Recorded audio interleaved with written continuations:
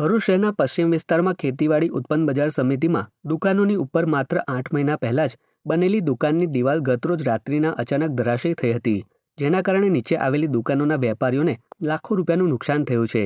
જ્યારે બીજા દિવસે વહેલી સવારે વેપારીઓ માર્કેટમાં આવતા ધરાશયી થયેલી દિવાલ જોઈને ચોંકી ઉઠ્યા હતા। જેમ જેમ વેપારીઓને ખબર પડતા જ લોકોના ટોળા ઉમટી પડ્યા હતા। જો આ બનાવ રાત્રિના સમયના બદલે દિવસમાં બન્યો હોત તો મોટી જાનહાનિ થવાની સંભાવનાઓ હતી। ઘટનાની જાણ થતાં જ રાષ્ટ્રીય કિસાન વિકાસ સંઘના રાષ્ટ્રીય અધ્યક્ષ અરવિંદ રાણા સહિત વેપારી એસોસિએશનના પ્રમુખ રશીદ ખુશાલ સ્થળ પર દોડી આવ્યા હતા। આ સાથે તેઓએ એપીએમસી સામે ભ્રષ્ટાચારના આક્ષેપ કરતા જણાવ્યું હતું કે આ દુકાનોનું બાંધકામ કર્યાને માત્ર 8 મહિના જેટલો જ સમય થયો છે, તેમ છતાંય આ દુકાનોની દિવાલ ધરાશયી થઈ જતા મોટો ભ્રષ્ટાચાર થયા હોવાની બૂમો ઉઠી છે। આ સાથે જ વેપારીઓ ટેક્સ ભરતા હોવા છતાંય એપીએમસીમાં સાફ સફાઈ નહીં કરાતી હોય, જેથી વેપારીઓમાં રોગચાળો ફાટી નીકળવાની દહેશત વર્તાઈ રહી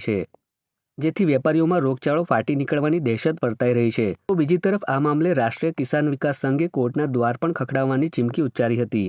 પાછળ કચરાના ઢગ વાગેલા છે, ત્યાં પર કોઈ સાફ સફાઈ થતી નથી અને હજુ પણ બીજી દુકાનો દિવાલ પડવાની રાહ જોઈ રહેલી છે। તમે જોઈ શકો છો આ પણ જે દિવાલો છે એની અંદર પણ તિરાડો પડેલી છે અને એ પણ ભવિષ્યમાં તૂટશે।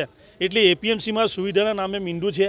આ એપીએમસી ખરેખર જે યુઝર ચાર્જ વેપારીઓ આપે છે તેના નામે એપીએમસી કોઈ પણ કામ કરતી નથી। અહીંયા ખરેખર જો આ કામ કરવામાં નહીં આવે તો રાષ્ટ્રીય કિસાન વિકાસ સંઘ આના માટે આંદોલન કરશે ને ખરેખર આ કામ નહીં થવાનું કારણ એક રૂલિંગ પાર્ટી છે, ભાજપના બધા સભ્યો હોવાથી અહીંયા કોઈ પણ વેપારીનું કોઈ પણ કામ થતું નથી। પરંતુ રાષ્ટ્રીય કિસાન વિકાસ સંઘ આ મુદ્દો ઉજાગર કરી અને હાઈકોર્ટમાં લઈ જશે એવી અમારી ચીમકી છે।